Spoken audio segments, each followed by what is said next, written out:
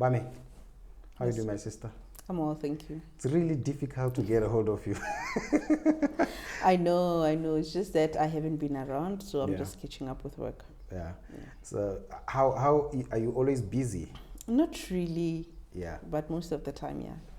Do friends really see you? I don't do friends. Why is that? I spend most of my time at work, Okay. and the little time that I get, I have to spend it with family. Mm. I do have friends, but they can tell you they don't see me for a month, two, but we do talk over the phone. So Yeah. Mm. Oh, that's cool. So family is quite important to Yes, you. it is. Has it always been your thing? I believe so. I believe so. I think with the relationship I have with my siblings, it has always been, Yeah. Mm. Cool. So yeah, thank you, Bame, for coming through. I really appreciate it. So you're in the recruitment space, HR space. But before we get there, I just want to get a little bit of where you come from, who's Bame, how you grew up, maybe just a bit, what you can share. Where do I start? I've grown all over the country, raised by parents who were teachers. My biological parents were teachers, Yeah. and then my next set of parents were, the other one, the other one is a teacher. Okay. My biological parents passed on when I was very young, so my uncle and his wife had to take over.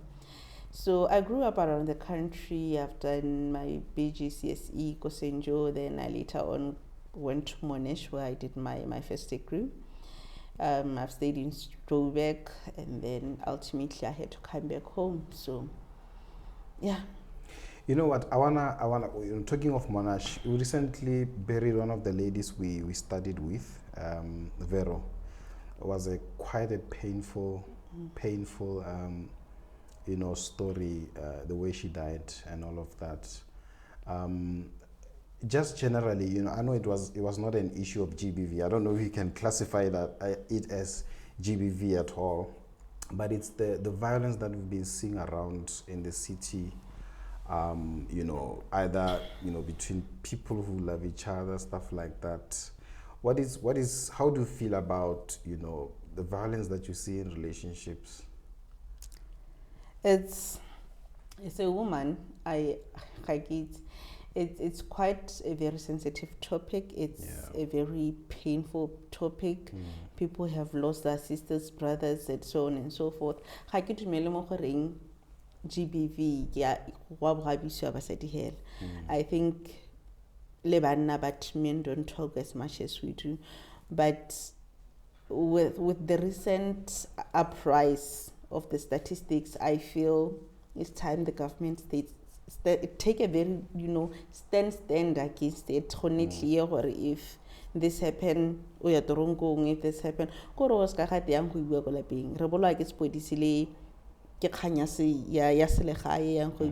because a lot of people have died.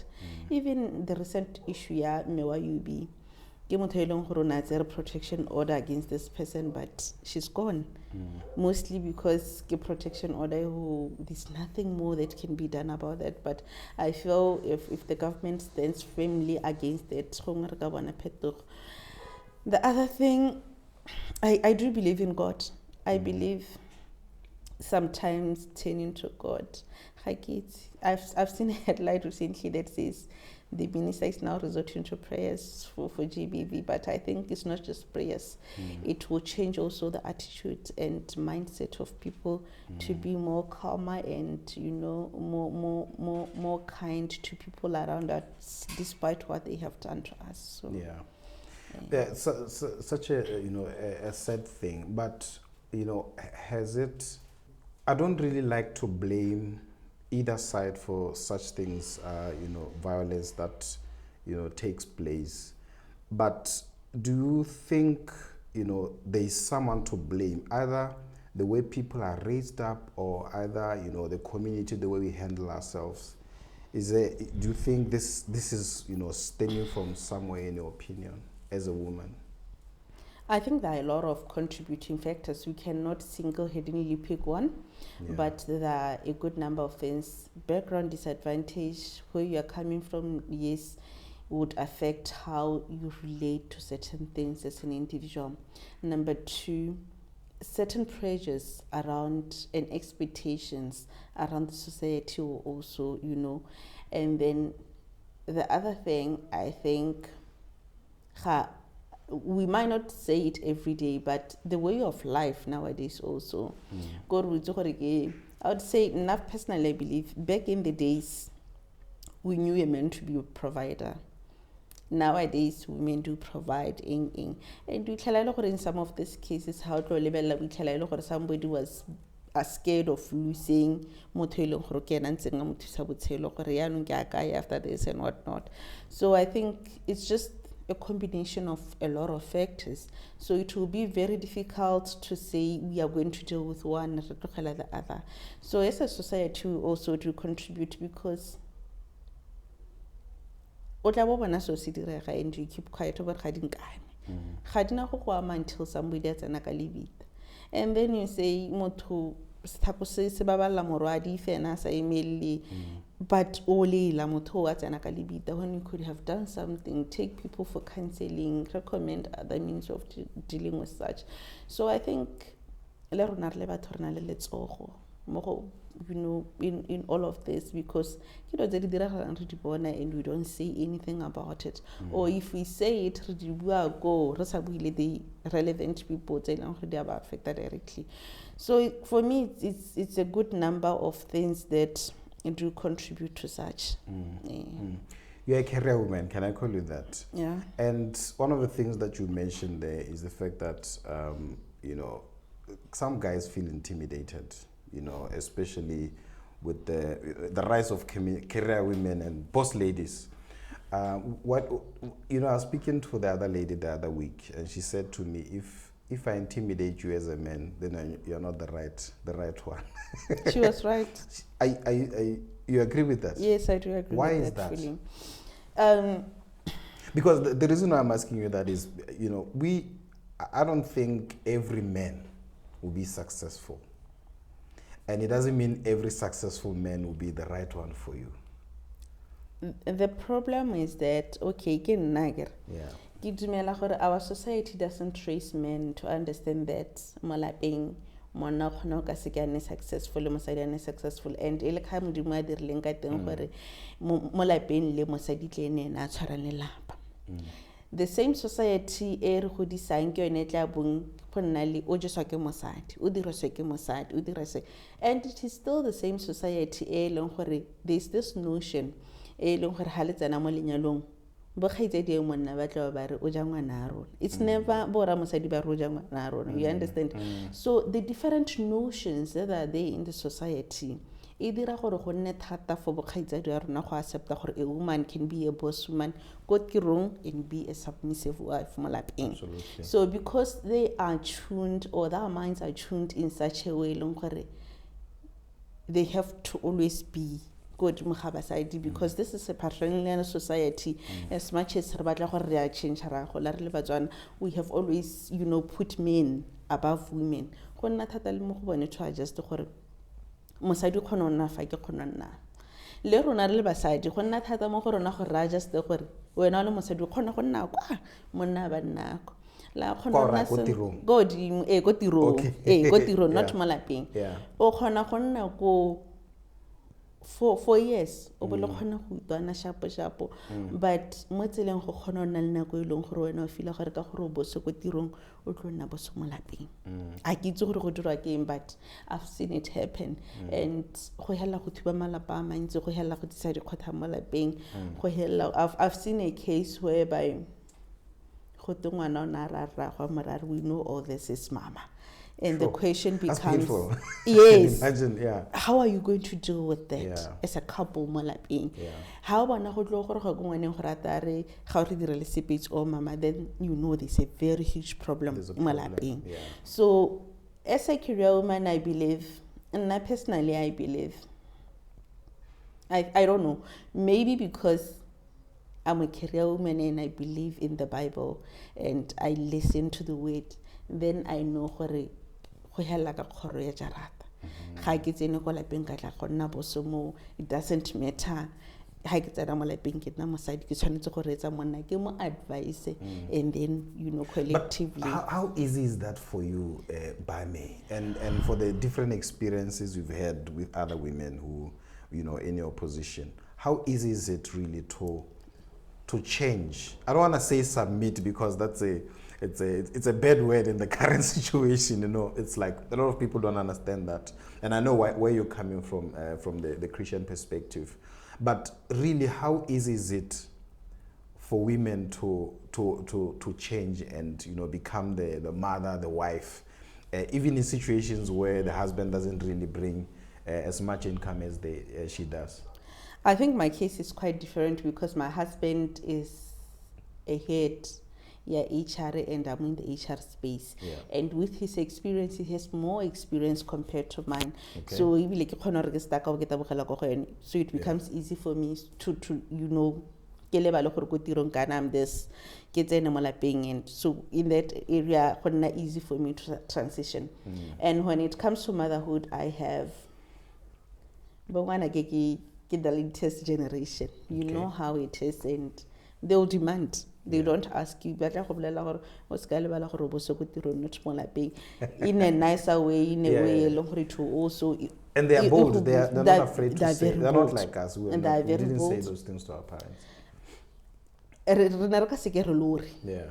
But Rona, we know what they will call you to order immediately. So I think with this generation that we are raising, it's quite easy to transition and accommodate them, and what hire at least I have to sensitize them all in time. My kids, I won't be coming home 1, 2, 3, 4, and forgive me for that. I'm going to miss dinner. Forgive me, I'm going to miss the evening prayers. Forgive me, I'm not going to check your homework. So I think they have also taught me how to accommodate them.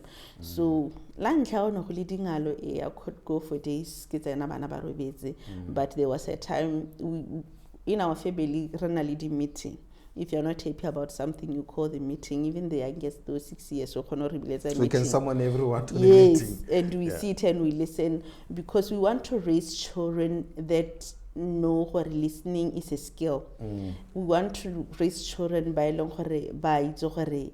they can be heard, and has a privilege. It's a right that I have a right to be heard, and so sorry about that. Meetings and we have recommendations and action plans, and we take it on. So leaving the title outside or leaving the title office hasn't really been a problem. Yeah.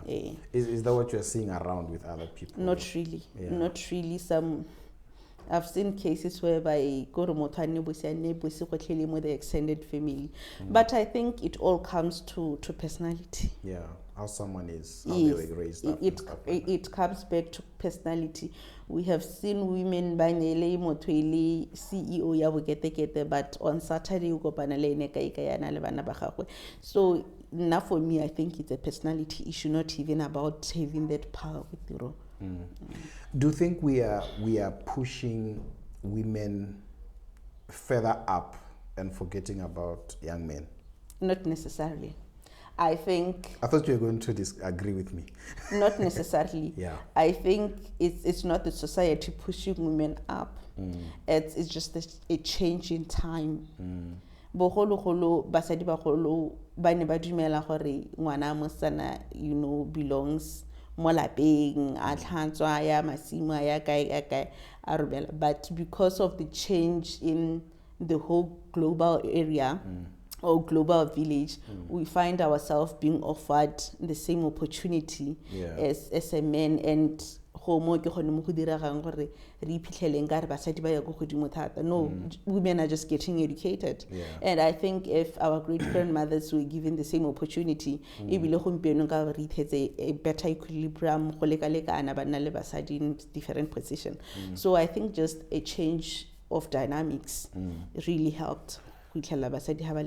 Yeah, I've heard a lot of studies talk about how because more and more women are becoming successful, they and I know I'm dwelling too much on this topic, we'll move on to the next one, but it's like more and more of women are becoming successful. If you look at, I think the recent statistics in the States, 60% of women, 60% of universities are women. So over the years, the number of young men in the universities has been decreasing, and the pressure on the guys, on the boy child, is getting tougher and tougher, because these young women graduate, and there's few men who are at that level when they graduate, when they get into the working space. And it's creating a problem where it's like there's a lot of mismatch in the atmosphere of atmosphere of people who feel I can be in a relationship with this, or even just working with someone who is a female boss. My boss is a female. She's a bit older than me, so I find it easier. But I can imagine if some of my age mates were more senior to me. It's not easy for a lot of young men. Have you seen that around, really? Yes, it's not easy, because I can also say it, but remember, then for a girl child, because of history, to break barriers. Yeah. So you'd find that in the family to get a degree as a girl child. Yes. So that which is beautiful. To continue. Yeah. So, like I'm saying, I think society like you need that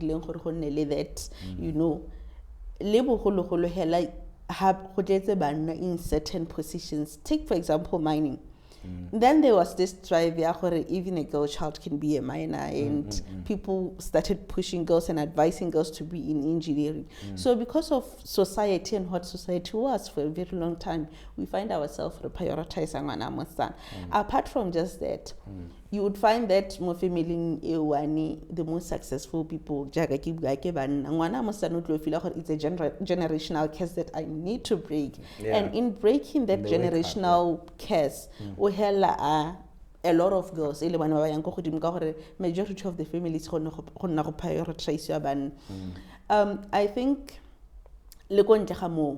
when women put their minds to something, they make sure.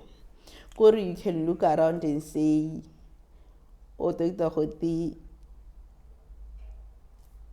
the teacher was trying to teach the master, even in relationships. Now sit down and learn. So when a woman is scorned and she starts responding to whatever, even the devil take lessons. It's I believe it's the DNA of a woman. It's that DNA to make sure if they put their mind to something, they win. So because but I'm going to get this, they are going to. It doesn't matter whether they have to go through all the challenges that you can think of, but they will ultimately do. That's what the society has taught us. But men give up. Do we? You do give up. Men do give up. If you were to switch things around, do you think men can take child labor, for example? No, we're not made up for that. Thank you. You are not made up for that. But so, in settings where, in the corporate setting and the business setting, I don't see that happening really. Men giving up. and I'm not trying to. In the business setting, men don't give up because to maintain that status. Okay, yes, I've been what. But a woman will start a string of shops from nothing. True. From nothing. Yeah. I persevered through the years and all the challenges. Do you think from nothing would a chain of stores? No.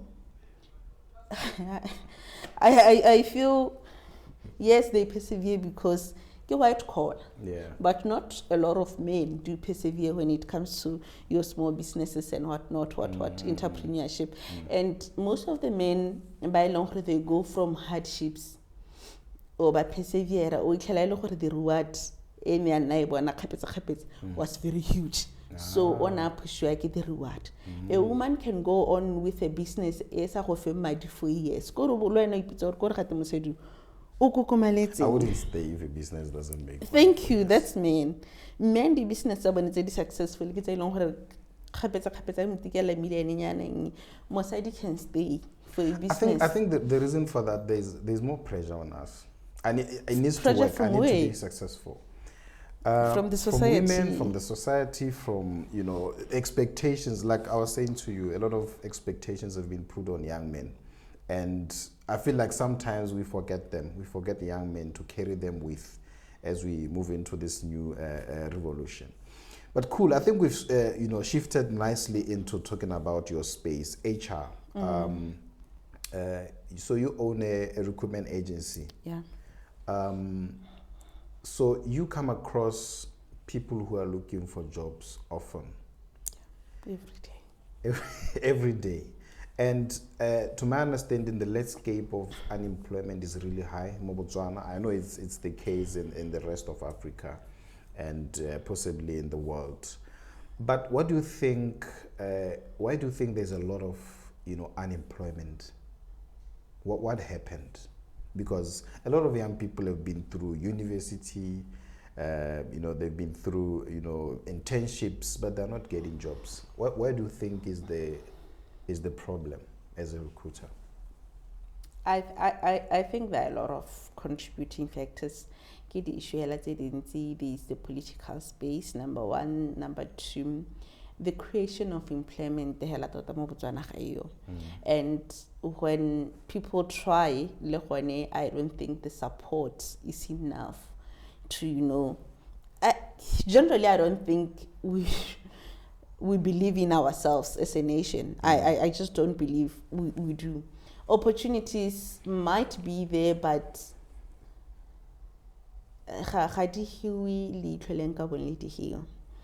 take for example a lot of youth apply lang YDF every year. Somebody will apply for 7 years, so reject every year, but nobody calls them back and say this is the feedback, this is how you can improve on your they proposal. Just know they were rejected. You understand, how do we then say recreate the tiro, support the youth, raring. And some, if they do, they get caught up in different issues, corruption, bribes, whatnot, and you end up losing. And then today I read a post, somebody on a mall, in that line, about behind these closed doors were once dreams, but but because of lack of business, so we can but how to grow them, and we are not getting the right support either from government or from parastatals. It's just a lot of different issues. But the main issue, not for me, I think even career guidance, we can't still be asking people to apply for jobs. We have another 700 people home who have done the same course, unemployed. But every year admit 10,000 students on the same courses. Why are we not limiting? Because there is already saturated as tertiary, whatever.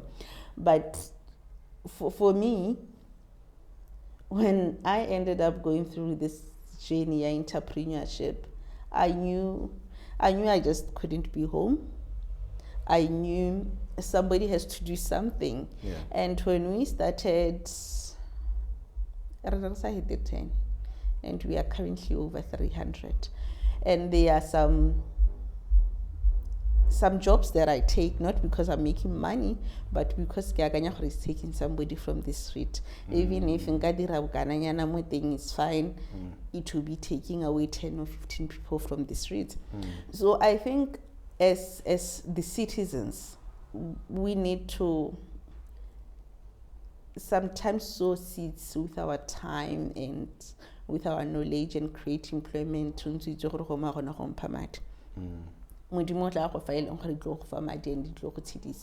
So unemployment tota yone e dira ke a lot of different issues, and we cannot unpack them in one session. But I think lack of new creation of jobs. Number two, politics plays a very vital role in the dynamics. Imagine one moment the minor, the other moment the same minor. What does it mean? It was a political issue, but at the end of the day, how many people lost their jobs? Now, how bula in the same year, how say the same number of people, we seem like 10% of whatever number it was, and it will take time ultimately until the whole people back into the mine, or a good number. So for me, I think that I have a lot of issues. They are not accredited, but so it's just get issue that we need to look at. Whose problem is it? Do you think, I know you are mentioning that like a lot of jobs are created by the government, and the government sponsors a lot of young people, but don't you think, us as individuals, because there's a lot of information out there, don't you think, we are to blame ourselves? No, every individual has a hand at this, because one, the internet is there for you to research about the different careers that are around, but we still go after Form 5 free as if we've been blindfolded. A course your parents even let you, your relatives even let you, you understand, and you come back and you say I'm unemployed. Sometimes any individual or answers are very so I would rather have this job, not this. Yes. So now I think you can only blame the government up to a certain level. I'm responsible for my children. I need to make sure that they know break that bubble so that everybody can be responsible. So how up to university or expect the government to create. We are very privileged as Botswana. You don't see that happening in a lot of countries. But that is not happening in other countries. We still expect the government to take care of you until you are 70, you go into retirement. Retirement thing, you still expect to be taken care of as Mugudi and stuff. So every citizen in this unemployment thing and how we are going to resolve it. And until there's nothing that is going to change. Let's talk a little bit about training. You talked about training, the fact that we go for training for different things, even for the, we study for the same things that we know there are in jobs for. But in your opinion, a degree from a university, where as we stand now, versus a technical skills from a vocational institute, which one is important at this time? And they're all important. I cannot put value on the other and not on the other, because the reason why, let me just interject there. The reason I'm asking you is because we push the degree too much, and we don't have a lot of young people who do vocational work. I think Kenya State has got a problem. Mas mama wanna go UV, and it puts pressure on me as a parent. Wana ha very good mohologe mo ka motsanga mo sa to beauty parlor war place kwa yang go ithuta bogologa ithuta makeup ithuta skin what. So I think pressure hela rona re le Batswana ke gore mas mama ngene ngwana gagwe, and over lebala gore our children are different, but not like I'm saying I can never choose the other over the other, because people are different. O mongwe o na botlhale go dithakeng a ba palwa le ke gone go tsenya loko e leng gore ta ka distraction ile le o mongwe ba khona tsenya loko a tswetse matho, but go dithakeng go badile. So why don't we give bana se leng gore ra bona gore pastor mo go sone and actually grow whatever it is? So you agree with me, like we're not giving much attention to the we are not. And there's opportunities there. A lot of them are there. And it's a sad reality, because ngwana wa khona o simolla ka vocational training a ba hella a ikoketsa ena tsene di university. I still don't understand why re se re open to vocational trainings and stuff, but now for me ke feel like if I reach a point that I have a child, so ke feel like they can do better ka tiro sat, I'll definitely encourage that child. And Bame, I work a lot with young people because I'm a trainer. My day job is I train. And a lot of them come for training because they're hoping for a job afterwards, right? And I hear a lot also, they mention that, we are applying for jobs, we don't get for jobs. I think the time when I got my job where I'm at now, I remember I found out that there was 10,000 of us who had applied. And then when I joined the organization, I actually saw that with my own eyes. When we were recruiting for learnership, there was thousands of applications that young people had. I want you to tell us exactly what gets someone a job. As a recruiter, what is it that you look at? And I know you've recruited for all levels. I want us to start here at the level where it's school leavers or people with less than 5 years experience. What really gets them a job? What gives them an edge over the next candidate? Honestly, not an answer that a lot of people would want to hear from a recruiter, but honestly, I think it's grace. Honestly, I think it's grace. This is me speaking, because tell me where do we get that? Where do we get? How do you differentiate 5,000 applications from the same university, same grade, same everything, same year of completion? How do you differentiate? Obviously, CV le leng gore gongwe le tlo mo fa another advantage gore hey ke dirile internship ko renje kana ko kae whatever big organization, and then attachment, not even internship, attachment. But that will be one person. You are looking for 10 who apply 5,000, the other 9 no. You understand? So maybe you do a prelim of 30 people, but you're not 30 people o kopane ka elone. That's why nakere for positions, especially your lower level, it's simply grace.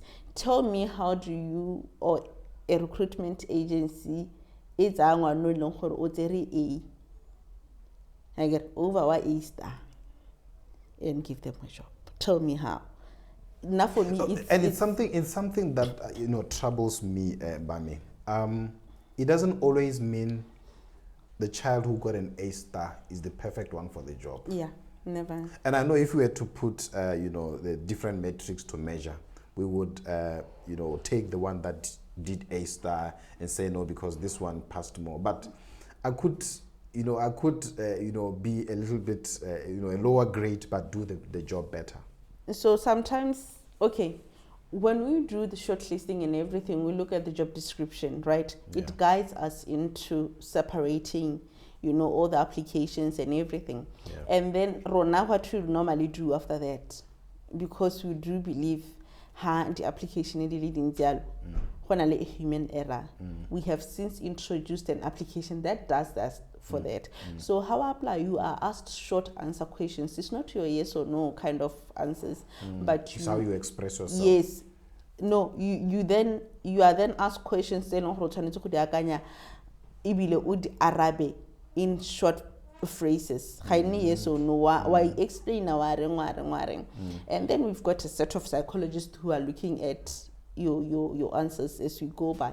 So by the moment they had this job, we have a short list. So we have taken away that short list from us because that human error.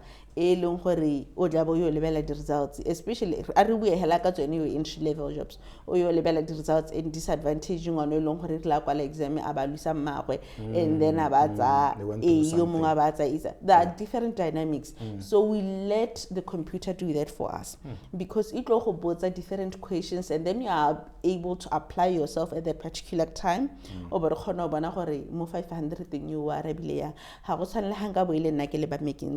that's why we are saying HR that is technology driven right now is the answer to all our problems.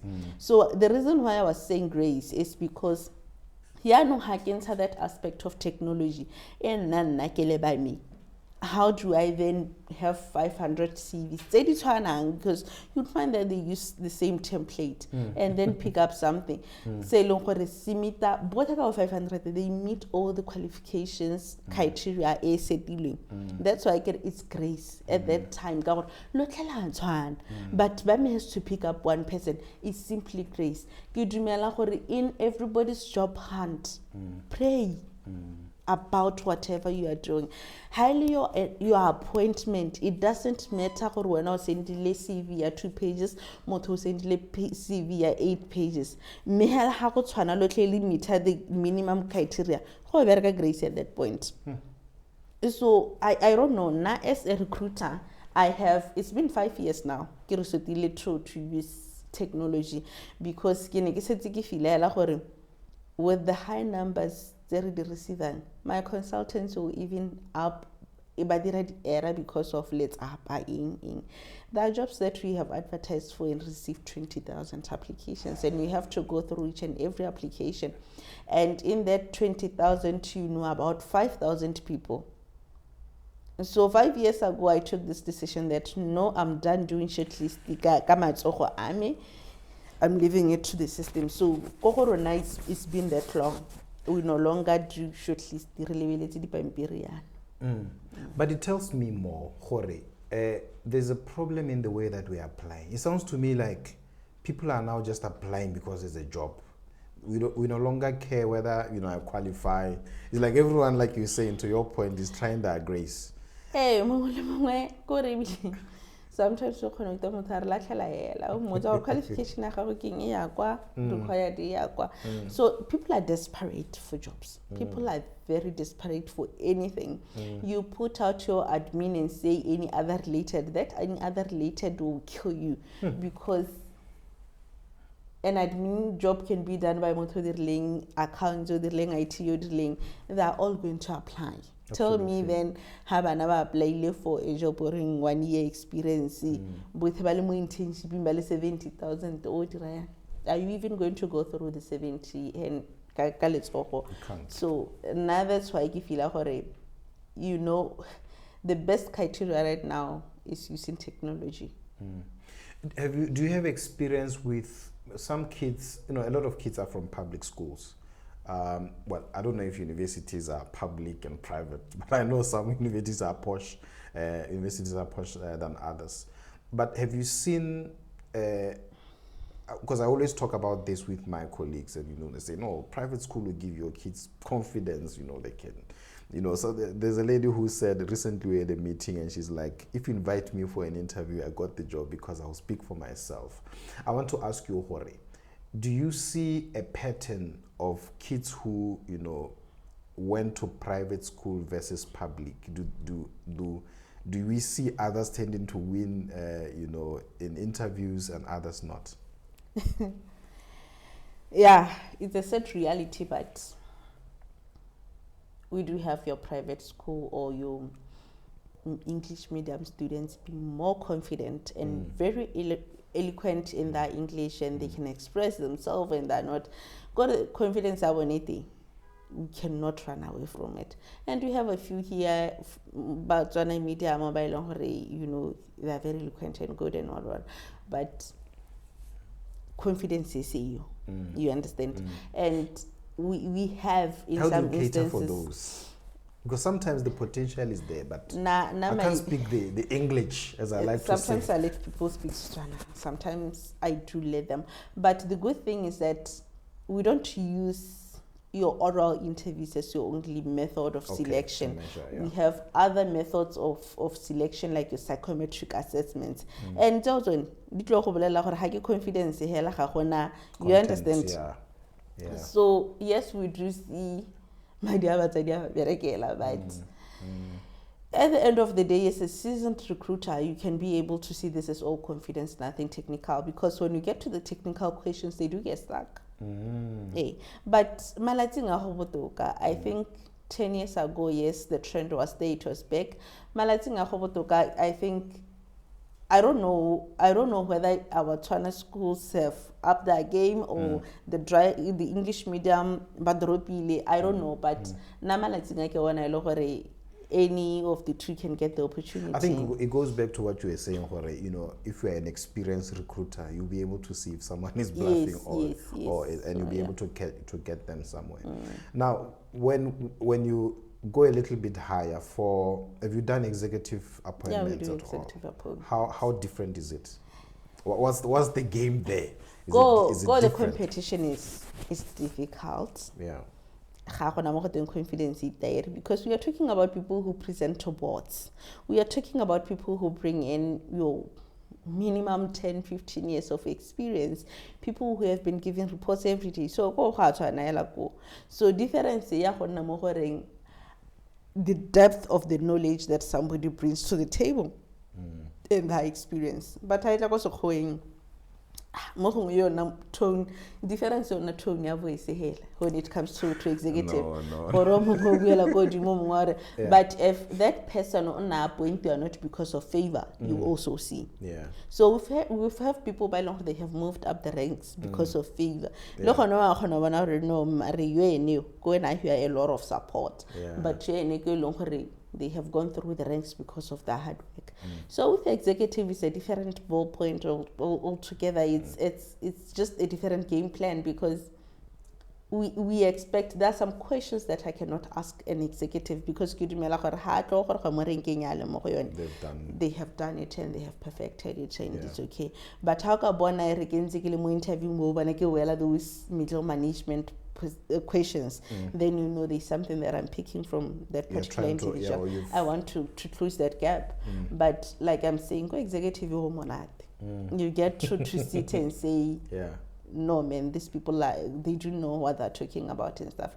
But nonetheless, sitting on the other side of the table, anxiety, and it doesn't matter what kind of a professional you are. Other factors like how badly you need the job and stuff can jeopardize your performance during that particular time. So I think case evaluate there every day, what could have gone wrong and what could be the reasons for 1, 2, 3, 4. But your executive placements are actually quite interesting to do. Yeah. Tell me something. I want to talk about networking. The people that you recruit, are they always blind to the company they are applying for, or do they always know which company they are applying for? 99% of the time we tell them. You tell them where, when, at what stage? I get an advertiser on. Yeah. We do advertise and they apply. Yeah. And sometimes we advertise anonymously for whatever reason. But when somebody asks, which company is this? We tell them. It's not always a secret. No. So the reason I'm asking you that is, if I know that company X is recruiting, and I can almost tell that this position is for that company, how important is it for me to have background information of that company before I come to the interview? Have you seen it working? You have to know the background. That's why we don't hide it, because expectation is that tell us. So take for example, if you are going to go to a company that is not really performing right now, it's about to be liquidated, company for you. So for me, I want to interview a guy alongside companies and the financial standing in the young the vision, the mission, the history and stuff. So the moment you prepare for an interview, that's the first thing that you look at. Even for when your own benefit. Would be Peter company is making the headlines every day. Is it good for your career? So yeah, for me, how I it's slightly digressing from that, because I want to push in the issue of networking, actually, knowing people around, How important is it to network and know people in the industry? And I know as an HR professional, you would know, you sort of talk about people, you talk about things, you connect with people. How important is that, Bame? They say your network is your network. So network is by your value indirectly as a person. Surround yourself with millionaires and you become the next millionaire. That's just life, how it is. So if you have a rich network, people will talk about you even when you are not there. You know, people will sell your business even when you are not there. So now for me as an HR person, it is important to know my executive and know them well. And they should know what I do. Because it is in that board meeting, which recruitment agency should we use? And somebody says Staffwise. And that's what sells you. Ultimately, you get to a point that you don't even have time to go around. Absolutely. Network. Yeah. So your network is your net worth. So it is important to keep certain people. There's some quote I saw on Facebook not so long ago, but how and how batla 500 bari hey no, it's time to change the circle that you are in. So tota network with every cell in your in your body, with every fiber of your body, because that will determine who you are going tomorrow. Wow. That's really interesting. But when you talk about networking, we use this word loosely. What do you really mean, networking? Does it mean I make tea for my boss? Does it mean, No. What does it really mean? Does it mean I go to the golf club and play with these people? What does it really mean? For me, networking is that one interaction, two interactions, three interactions whereby you leave a mark on somebody's heart and mind. You don't need to bootleg, you don't need, even if you don't talk to them directly, but whatever opportunity that you have to make a mark on that person's life, do it so that they remember you every time. So take for example, as a trainer, you are training 60 people, you are not going to have a one-on-one conversation with all of them in the 5 hours of training, but how you do things around them and how you make them feel welcome and wanted and heard in this particular training will create that opportunity. You were training me on 1, 2, 3, 4. Can I come for a coaching session? Can I ask you this question? And that's how a relationship starts. Now it becomes imperative for you to build that particular relationship with somebody you were just given 1 minute to make a mark on. Then you nurture and keep that relationship professionally. What I have realized with Botswana, once hi, and in that process, abasenya what was supposed to be a certain business relationship, and it's going to benefit the business only home. So a network is creating that likeliness, and then you keep it at that. So those people, they have to know a certain part of your brand and not have two faces. For me, have a business face, business and the family, and then have this other face, again, you can play and do what you are in your safe comfort place. But don't let everybody into your business face, don't let everybody in your family home life, kind of. So because there's a thin line separate as business people or professionals going forth. But the moment you cross this line, it might even just collapse everything that you have worked for. So for me, like I said, networking is it goes with respect, it goes with responsibility. You have to keep your side of the responsibility of the relationship, and it comes with nurturing. You don't have to be on the phone with somebody every day for if we are talking about professionalism, if we're talking about intelligent ideas and innovation, I'll go to this particular company. So quite interesting. Quite interesting. You lead me to ask you about mentorship. I'm sure you meet a lot of leaders who are mentoring people. How important is that? Just before we close, how important is mentoring and having mentors and mentoring others? Because I believe there's something that you as a mentor, you get from your mentee and vice versa. How important is mentorship? As a mentorship, okay, I don't believe somebody should be working in business, kuskolong, as a mentor. Okay.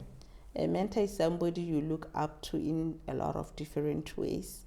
A mentor because of education, or a mentor because of how they're streetwise and they're able to get this entrepreneurship thing together. Or a mentor because of religion. For whatever reason that you need guidance and somebody to show you the way, you definitely need a mentor. And as a person people look up to, you need to share that knowledge, everything, with somebody so that in a link generation to generation, we share that knowledge and everything. So for me, mentorship is important. Yeah. As much as you got your act together as a businesswoman, as a businessman, there's that one thing to check with somebody. And it can be somebody you trust very well, hence the mentor and mentee relationship. Somebody a mentor can be somebody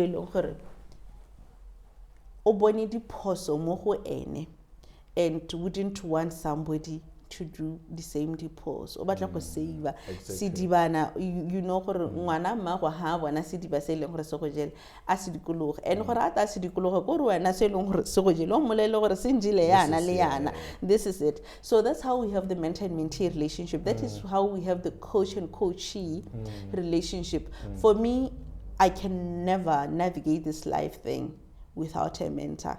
And it's funny how we don't see it. Your mother is a mentor. Your father is a mentor right from birth. In Ireland, your mother was a mentor. She taught you how to do 1, 2, 3, 4. Those small things like eating and eating properly. It's mentoring. You know, but because it's a way of life, you don't see your mother as a coach and a mentor, but it comes from there. Or where you go to education and business and whatnot. So there's no way mentor. Maybe you do not yet acknowledge that mentor or a coach in your life. Maybe they're just general, but and you have to be, once you know the need to be definite about it. This person is elementary, but some acknowledge somebody. But once you are getting 1, 2, 3, 4 from them. Wow, fantastic. So we mentor people without even knowing. We mentor and coach people without even knowing. So if you are sitting and somebody sends you a message and say, I just want to appreciate because we learn through and we see it is easier to break chains when you put your mind to it through you, then you know you are mentoring people without even being definite about it and being, you know, or yes, mentor somebody. So our lives every day, we need to live our lives knowing that somebody's watching and that somebody's copying from you and somebody wants to be like you. So now for me, mentorship and being a coach doesn't have to be a defined something. As long as humankind, we know that every day, every move, somebody's watching and learning. We need to change and, you know, live our lives in such a way and they are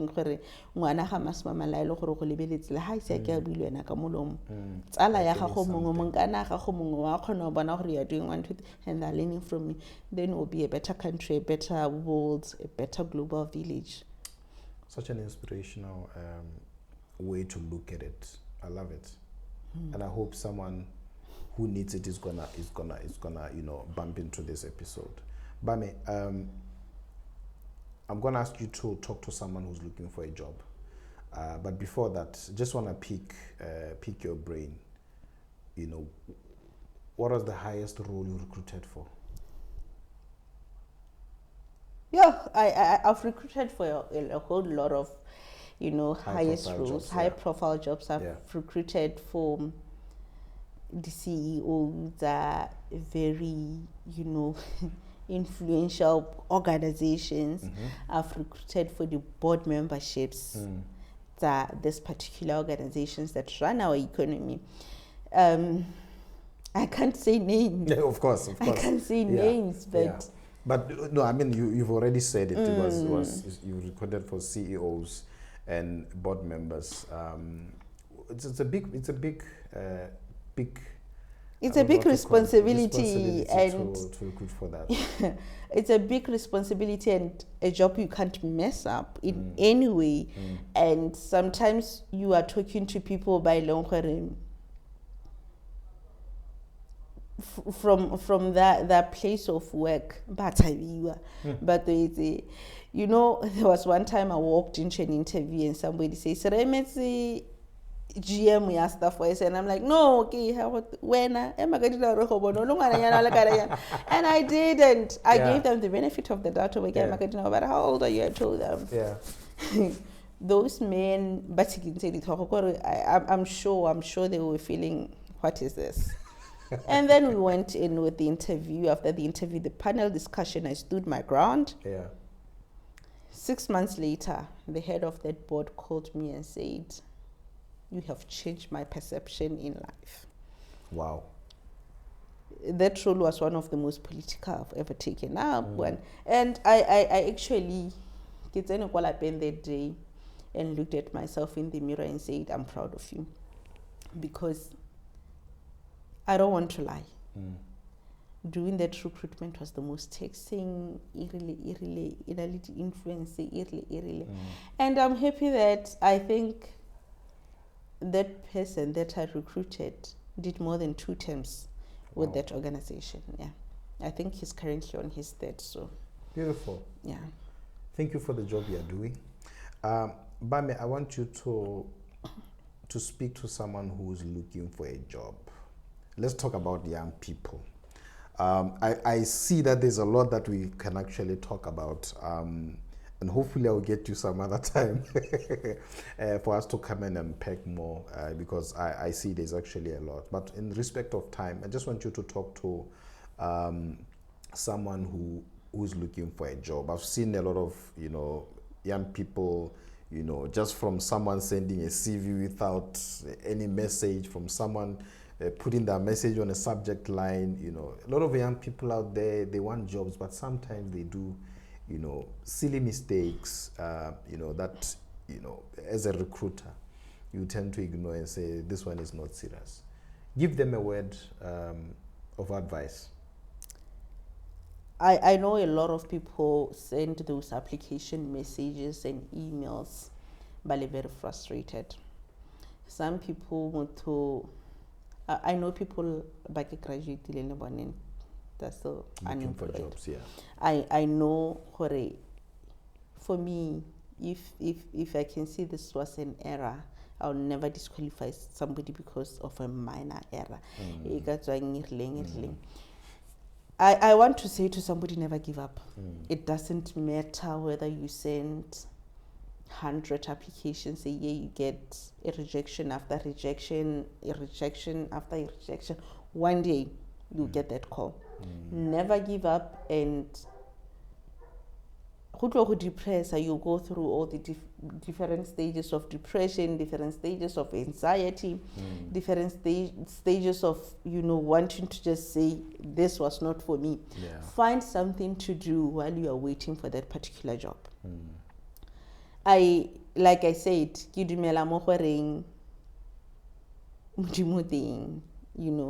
and he's a God who can never say no to his children, like any father will never say no, but he can delay for whatever reasons. So now for me, until God answers, never. Until a door opens, never stop knocking. So yes, I know. I've seen people come to my office and cry and tell me whatever they're going through. And then as a recruiter, I see it is getting worse, difficult, every year that comes through.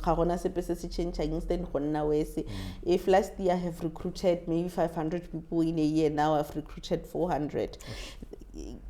The numbers are there to tell, but never ever.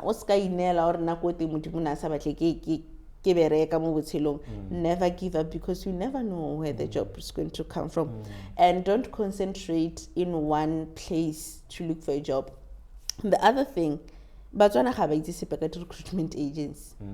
There's a certain group, it's in a recruitment agency, and they utilize them fully.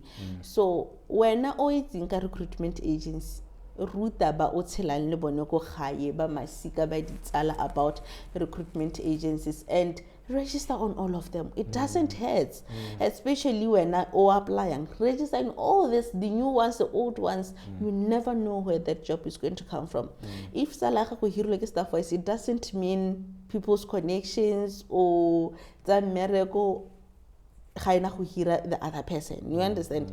So for all these agencies, register on that databases, so that when there's that employment opportunity, you get the hint, you apply. And then the other thing, get whatever job that you can while you are waiting for the right. Don't be choosy. Don't be choosy. If you are going to take for example a call center agent job, get it and look for a job olumotirong. It's better for you to look for a job olumotirong, because some people think their mind is sharper and what because engaged then 10 years. So just never give up. It might be difficult, but remember, you are not alone. Great stuff. Bame, are you currently recruiting, or you're constantly recruiting, right? We recruit almost every day. Every day. Where can people find information about your agency? On our website, www.staffwise.co.bw. But that's the thing about Staffwise. We don't just do recruitment, regular contact center management. We do also labor outsourcing. So all the information about us is on our website. We don't do Facebook. We do LinkedIn. Okay. So even on our LinkedIn page is Staffwise LTDPTY. That's where you can find us. Fantastic. Bame, thank you so much for coming through and talk to us. I would really appreciate you coming through. Thank you for your time. Thank you very much. Thank you. Bye. Bye.